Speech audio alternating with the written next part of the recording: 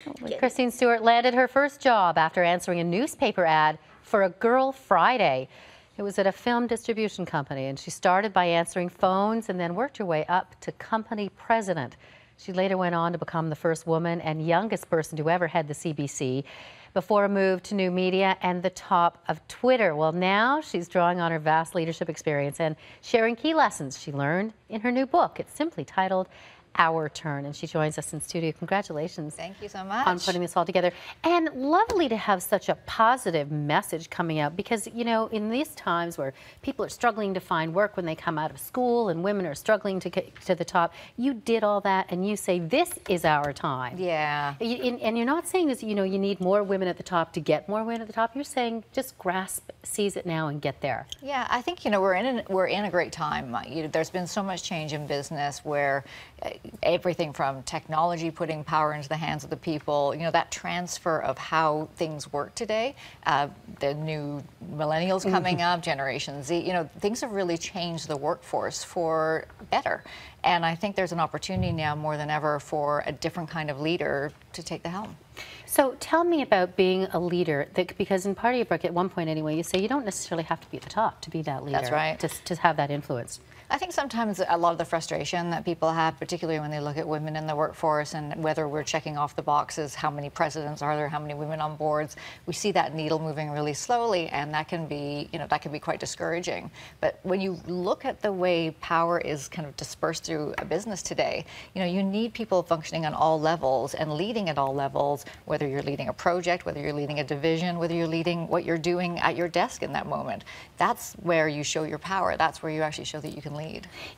There was obviously a pressure cooker situation, and just by being at the top of a company like you were for the CBC, tell me about making the decision to leave. Yeah, it's interesting because you know, having the job that I had at the CBC, it was a very highly scrutinized position. You know, you're the head of a public broadcaster. There are millions of people across the country who feel like they have part ownership in it, which they absolutely do. So you have that many opinions on every time you make a move in the job. And for all of the wonderful things that managed to happen during that time, you know, that's a lot of pressure. So when I took a look at the future and how things were moving, how media was moving, you know, I saw this other world where things were a little bit more open, things could move more quickly, things were more flexible, and I thought that's, you know, that feels like the future to me. I made the move thinking, this is great, you know, I'm leaving this huge job with so much attention where you can't go through a kid's recital without someone giving you an opinion on what you're doing in your daily job.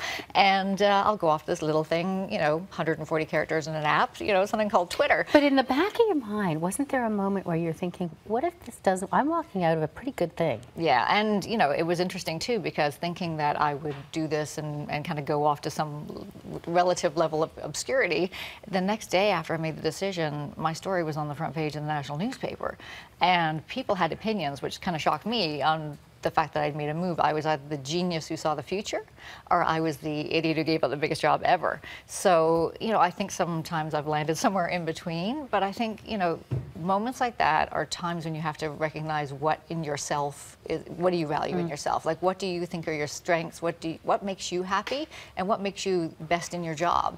And that was no longer working for me where I was at the CBC, but I could see a future in a new world where that I would be better suited.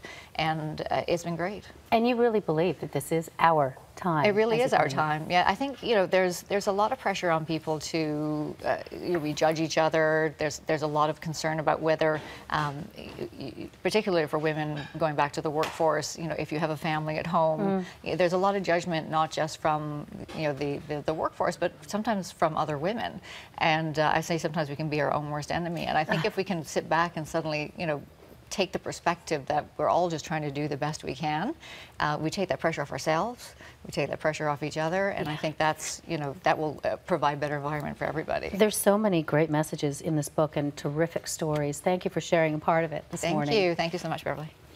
You'll find Our Turn on our iBooks page. Head to itunes.com/CanadaAM, and up next on the show.